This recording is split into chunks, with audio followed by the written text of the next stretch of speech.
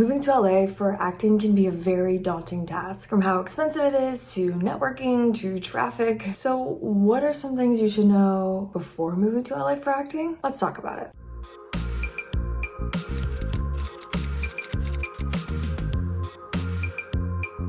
5 things I wish I knew before moving to LA for acting. Number 1, everyone knows everyone. This may sound like an overgeneralization, I know, but it's so true. Reputations are huge in this business. If you're meeting someone new, try not to speak negatively about anybody that you know or anybody that you've worked with. It will get back to that person. Number 2, the amount of time that you spend in your car for commercial auditions or any in-person audition, which right now is only commercials from what I'm seeing, and some theater auditions. Pretty cool. Commercial auditions are back to being in person. So if you have a commercial agent in LA or you're submitting yourself on commercials and you often get auditions for them, be prepared to spend lots of time in your car or any form of transportation in order to get to these auditions. Especially those 5:15, 6 p.m. Friday night auditions in Santa Monica. If you know, you know. Pack snacks, water, a good podcast or playlist while you skedaddle and scoot and scratch your way back to wherever you live in LA amongst these terrible LA drivers. Number 3, acting classes can be ridiculously expensive. We're talking upwards of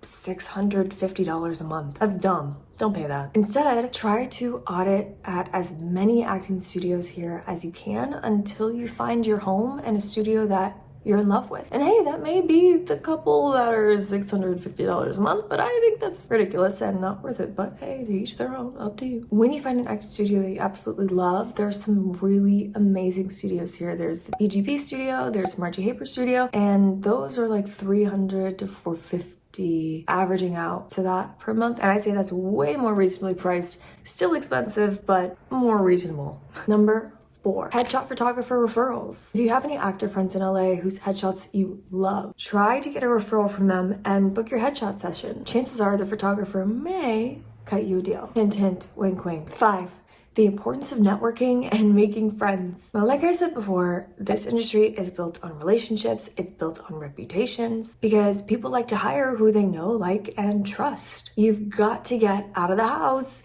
and make some friends. Be genuinely interested in the people that you meet. So there's a couple of different ways that you can get out of the house in Los Angeles. One is by downloading this free app called Nudge. It texts you things that you can do as it slowly nudges you out of the house. Like it'll send you a whole plan for an evening or for a day of things to do in LA, and they're usually pretty fun. If you're going out by yourself, try to genuinely connect with 1 or 2 people. Another way is if you're a SAG-AFTRA member, you can take online classes at the SAG Conservatory for free or the SAG-AFTRA Foundation. They have tons of casting director workshops, director talks, marketing classes, websites, money management, etc., etc.